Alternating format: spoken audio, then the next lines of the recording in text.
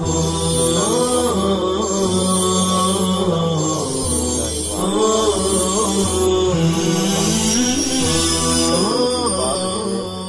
ترک مسح الجبہۃ بعد التسلیم، یعنی سلام پھرانے کے بعد پیشانی پر ہاتھ پھرانا نہیں چاہیے۔ یہ امر بدعی ہے، جیسے کہ ابھی ہم تفصیل کریں گے۔ روایت ہے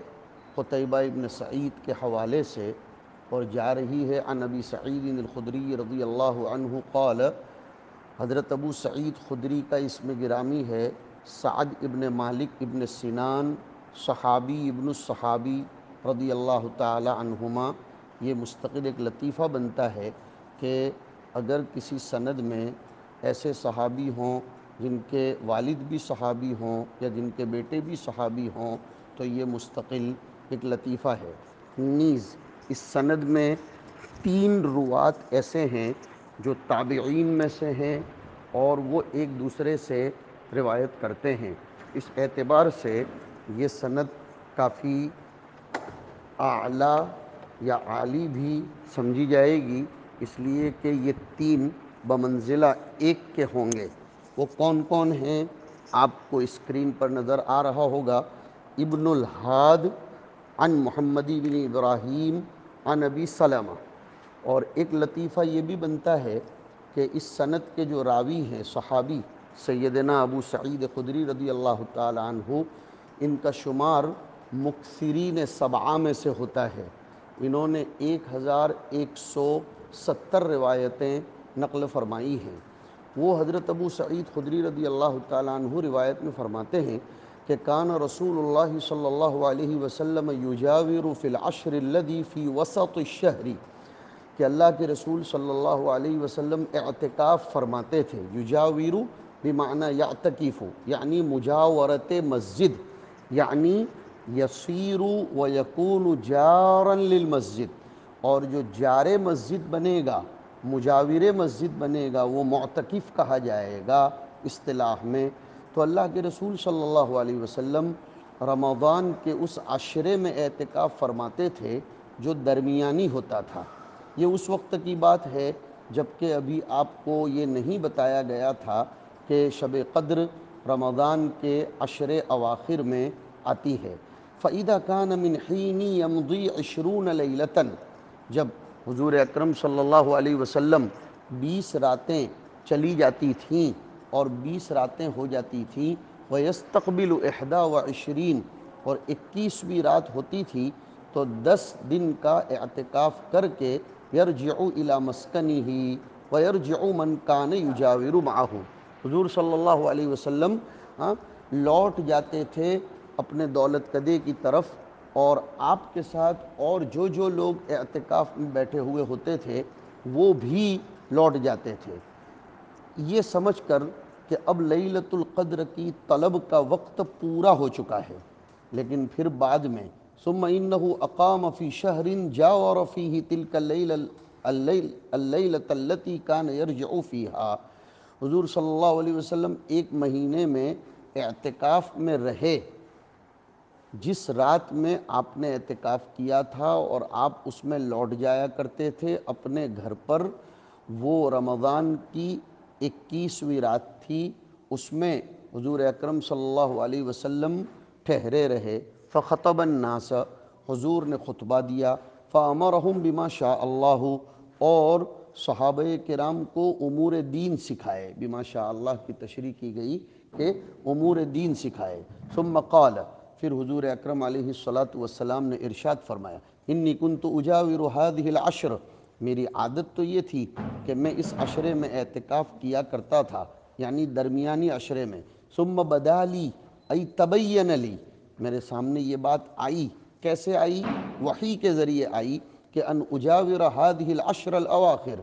کہ مطلوب اعتکاف عشر اواخر میں ہے نہ کہ اوسط میں ہے۔ فمن کان اعتکف معی فلیثبت فی معتکفہ، تو جس نے میرے ساتھ اعتکاف کیا ہو وہ اپنے اعتکاف کی جگہ پر، اس میں ظرف، اپنے اعتکاف کی جگہ پر ٹھہرا رہے۔ وقد رأیت هذه اللیلہ، بخاری کی روایت میں ہے اریت لیلۃ القدر، مجھے یہ رات دکھائی دی گئی تھی، میں نے یہ رات دیکھ لی تھی، فَأُنْسِيتُهَا، لیکن مجھے بھلا دیا گیا۔ بخاری میں ہے نسیتها، ہو سکتا ہے راوی کا شک ہو،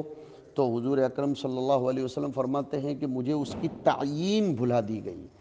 سبب نسیان کیا ہے، کیوں بھلا دی گئی؟ وہ بخاری شریف کی روایت میں عبادہ ابن صامت رضی اللہ تعالیٰ عنہ کے حوالے سے بہت اچھی بات آئی ہے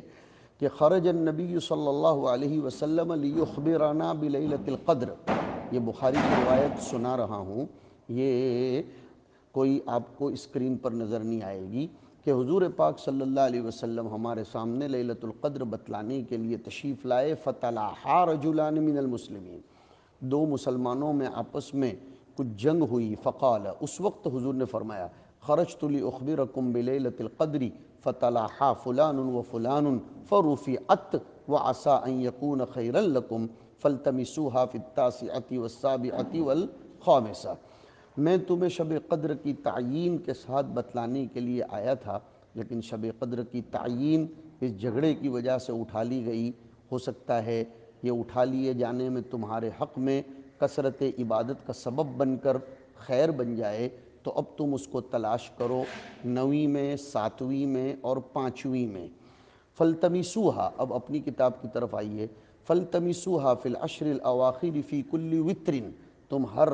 طاق رات میں اس رات کو تلاش کرو، جیسے ابھی ذکر کیا گیا تھا، 21ویں، 23ویں، 25ویں، 27ویں اور 29ویں۔ وَقَدْ رَأَيْتُنِي أَسْجُدُ فِي مَاءٍ وَطِينٍ، اور میں نے اپنے آپ کو خواب میں اس طرح پایا کہ گویا میں مٹی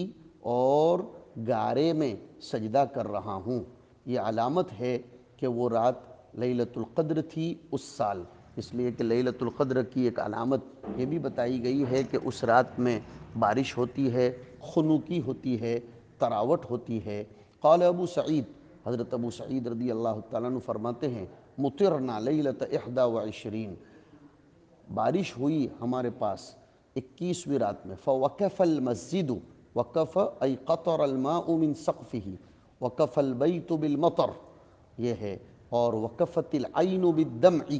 باب ضرب یضرب سے آتا ہے وقف یقف ای سال قلیلا قلیلا، مسجد ٹپکنے لگی۔ فی مصلی رسول اللہ صلی اللہ علیہ وسلم، یعنی مسجد کی چھت سے پانی کے قطرے حضور کے نماز پڑھنے کی جگہ پر ٹپکنے لگے۔ فنظرت الیہ، میں نے حضور اکرم صلی اللہ علیہ وسلم کے رخ انور کو دیکھا۔ وقد انصرف من صلاة الصبح، درا حالے کہ حضور فجر کی نماز سے فارغ ہو چکے تھے، یہ واو حالیہ ہے۔ جب میں نے حضور کے رخ انور کو، چہرے انور کو دیکھا، وَوَجْهُهُ مُبْتَلٌّ طِينًا وَمَاءً، حضور صلی اللہ علیہ وسلم کا چہرہ پانی اور مٹی سے، گیلی مٹی سے تر تھا، مبتل تر تھا۔ روایت کا مطلب یہ ہے کہ حضور صلی اللہ علیہ وسلم جب فجر کی نماز سے فارغ ہوئے تو راوی کہتے ہیں کہ میں نے دیکھا کہ آپ کا چہرہ انور پانی اور تر مٹی سے، جس کو ہم کیچڑ تو نہیں کہہ سکتے، تر مٹی گارے سے تر تھا۔ یہ کیوں کہہ رہے ہیں کہ میں نے اس طرح دیکھا؟ حضور کی اس تصدیق کی طرف اشارہ کرنے کے لیے کہ حضور نے جو شب قدر کی علامت اس سال بتلائی تھی کہ وَقَدْ رَأَيْتُنِي أَسْجُدُ فِي مَاءٍ وَطِينٍ، راوی کہتے ہیں کہ حضور نے جو فرمایا تھا کہ میں نے اپنے آپ کو اس طرح پانی میں اور گارے میں، تر مٹی میں سجدہ کرتے ہوئے دیکھا، تو واقعتاً راوی حضرت ابو سعید خدری کہتے ہیں کہ میں نے اپنی آنکھوں سے دیکھا، گویا یہ جملہ بطور تصدیق کے ہے۔ اب ہمیں ترجمۃ الباب اس طرح ثابت کرنا ہے کہ انہوں نے حضور کا رخ انور، پیشانی مبارک بعد الانصراف من الصلاۃ ہی دیکھا ہوگا، اس میں کوئی شک نہیں ہے، اس لیے کہ نماز میں حضور امام ہیں، آگے نماز پڑھنے والے کا چہرہ کیسے دیکھا جا سکتا ہے؟ اور حضور کی پیشانی پر نماز سے فارغ ہونے کے بعد بھی، جبکہ یہ بھی ہمیں اس سے پہلے کہ ابواب کو مستحضر رکھ کر توجیہ کرنی پڑے گی کہ امام کے لیے یہ بات سنت ہے کہ وہ سلام پھیر کر تھوڑی دیر کے وقفے کے بعد مقتدیوں کی طرف کا رخ کر لے۔ تو جب حضور نے رخ کیا ہوگا اور راوی حدیث نے دیکھا اور یہ دیکھا کہ حضور کی پیشانی مبارک پر پانی اور مٹی ہے، اس کا مطلب یہ ہے کہ حضور نے اپنے چہرے اور پیشانی سے پانی کا اثر پوچھا نہیں ہوگا، رہنے دیا ہوگا۔ تبھی تو سمجھ میں آتا ہے کہ آپ کے رخ انور پر یہ پانی اور مٹی تھی۔ اس سے ثابت ہو گیا کہ عدم مسح الجبہۃ بعد الصلاۃ، کہ اپنی پیشانی کے اوپر جو آثار سجدے کے زمین پر سے لگ گئے ہیں انہیں نہ پوچھا جائے، نہ ہٹایا جائے، انہیں برکتاً رہنے دیا جائے، یہ ان کا اپنا استدلال ہے۔ بعض علماء کرام یہ فرماتے ہیں کہ ایک ہوتا ہے مسح الجبہہ اور ایک ہوتا ہے مس الجبہہ، ہاں کو حذف کر دیں گے۔ ہمارے بزرگوں سے اپنے تجربات کی روشنی میں ثابت ہے کہ ہم نماز سے فراغت پر اپنی پیشانی پر ہاتھ رکھ کر یا قویو یا بصیرو اس طریقے کے کچھ اوراد پڑھنا، یہ اس حدیث کے اور اس ترجمۃ الباب کے منافی نہیں ہیں، اس لیے کہ ترجمۃ الباب میں ترک المسح ہاں سے عدم المسح کا تذکرہ ہے، اور ہم لوگ جو کرتے ہیں وہ مس کرتے ہیں۔ تو اس روایت سے ثابت ہو گیا ترجمۃ الباب۔ اسی طرح اس روایت سے یہ بھی ثابت ہوتا ہے کہ حائل پر سجدہ کرنا جائز ہے، اثر خفیف جو ہو، یعنی زمین اور سجدہ کرنے والے کی پیشانی کے درمیان کوئی حائل ہو اور وہ حائل خفیف ہو تو اس پر سجدہ کیا جا سکتا ہے۔ اور اس سے یہ بھی سمجھ میں آیا کہ مٹی میں گارے میں سجدہ کرنا جائز ہے، اور یہ بھی سمجھ میں آتا ہے کہ طلب اولا ہونا چاہیے اور تحصیل افضل کی کوشش کرنی چاہیے۔ اور اس سے ایک بہت بڑی بات ثابت ہوتی ہے کہ حضور اکرم صلی اللہ علیہ وسلم پر نسیان ممکن تھا، کوئی حرج کی بات نہیں ہے۔ ان اوامر میں، ان امور میں جو تبلیغ سے، وحی سے متعلق نہ ہوں، اس میں نسیان حضور پر طاری ہوتا تھا۔ آپ حضرات نے فَأَزَلَّهُمَ الشَّيْطَانُ والی آیت کریمہ میں عصمت انبیاء کے ذیل میں فَنَسِيَ وَلَمْ نَجِدْ لَهُ عَزْمًا، اس کو یاد کرو، اس لیے کہ یہ دورہ ہے، اس میں پڑھے ہوئے اسباق کا دور بھی ہونا چاہیے۔ اور یہ نسیان حضور پاک علیہ الصلاۃ کو اور انبیاء کو جو ہوتا تھا وہ مصلحت تشریع کی وجہ سے ہوتا تھا، جیسے کہ نماز میں نسیان ہوا، اجتہاد فی العبادت کا معاملہ ہے، جیسے کہ اس قصے میں ہے لیلۃ القدر اگر کسی رات میں معین کر دی جاتی، متعین طور پر بتلا دی جاتی تو لوگ اسی پر اقتصار کر لیتے، اسی پر اکتفا اور اعتماد کر لیتے، اور دوسری راتوں میں عبادت فوت ہو جاتی۔ اس مصلحت تشریع کی بنیاد پر اس رات کی تعیین کو بھلا دیا گیا، جس کی طرف بخاری کی روایت کے الفاظ سے میں نے اشارہ کیا تھا کہ عسیٰ ان یکون خیرا لکم۔ اس سے حضور اکرم صلی اللہ علیہ وسلم کا رمضان میں اعتکاف کرنے کی اہمیت کی طرف بھی اشارہ ہوتا ہے، آخری رات کی ترجیح کی طرف بھی اشارہ ہوتا ہے، اور اس بات کی طرف بھی اشارہ ہے کہ خواب کی تعبیر دیکھے ہوئے خواب کے مطابق ہو جاتی ہے۔ تو اس سے یہ باتیں بھی ثابت ہوتی ہیں، اور اس سے یہ بھی ثابت ہوتا ہے کہ انبیاء کے خواب پر احکام کا ترتب ہوتا ہے، اس لیے کہ انبیاء کے خواب یہ بھی باقاعدہ وحی کا درجہ رکھتے ہیں۔ ترجمۃ الباب میں اہل علم کا اختلاف ہے مسح الجبہہ فی الصلاۃ یا بعد الصلاۃ۔ حافظ ابن رجب حنبلی رحمۃ اللہ علیہ فرماتے ہیں کہ صلاۃ میں دوران نماز اپنی پیشانی پر ہاتھ پھرانا یہ تو غیر اولا ہے، اس لیے کہ یہ قسم کا فعل عبث ہے۔ بعد الصلاۃ مسح الوجہ، یہ روایت کے ذریعے ثابت کیا کہ نہ کیا جائے، اس لیے کہ حضور اکرم صلی اللہ علیہ وسلم کی پیشانی پر یہ آثار تب ہی نظر آئے ہوں گے جب کہ حضور نے سر پیشانی پر ہاتھ نہیں پھرا دیا ہوگا۔ ابن منذر نے ابن مسعود کے حوالے سے ایک روایت نقل فرمائی ہے کہ من الجفاء مسح الرجل اثر سجودہ فی الصلاۃ، کہ یہ بات اچھی نہیں ہے، کہ شقاوت کی بات ہے کہ آدمی اپنے آثار سجود کو جو نماز میں حاصل ہوئے ہیں، سیماہم فی وجوہہم من اثر السجود، اس کو وہ مٹا دے، یہ بری بات ہے۔ امام اوزاعی، امام احمد، امام مالک، انہوں نے اس کو مکروہ سمجھا ہے، اور امام شافعی رحمۃ اللہ علیہ فرماتے ہیں کہ اس کا ترک میرے نزدیک پسندیدہ ہے، اگر کر لے تو کوئی حرج نہیں ہے۔ لیکن رخصت کے قائل ہیں ہمارے حنفیہ کہ یہ زیادہ سے زیادہ غیر افضل، غیر اولا ہے۔ علامہ میمونی نے امام احمد رحمۃ اللہ علیہ سے ایک بہت اچھی بات نقل کی ہے کہ امام احمد بن حنبل رحمۃ اللہ علیہ جب نماز سے فارغ ہو جاتے تھے تو اپنی پیشانی کو پونچھتے تھے، اور حضرت انس رضی اللہ تعالیٰ عنہ کی روایت بھی ہے کہ حضور اکرم صلی اللہ علیہ وسلم کان اذا قضى صلاته مسح جبهته بکفہ الیمنی، کہ حضور جب اپنی نماز ختم فرما لیتے تھے تو اپنی پیشانی کو اپنی دائیں ہتھیلی سے مسح فرماتے تھے اور اس کو پونچھتے تھے۔ لیکن محدثین نے لکھا ہے کہ حضرت انس سے یہ روایت جتنے طرق سے مروی ہے وہ سب واہی ہیں، کمزور ہیں، اور بہت سے لوگ اس کو مکروہ کہتے ہیں، جیسے میں نے ذکر کیا کہ اثر عبادت کا ازالہ ہوتا ہے۔ اس کے لیے ذرا اشباہ و نظائر کے قبیل کی بات سمجھو،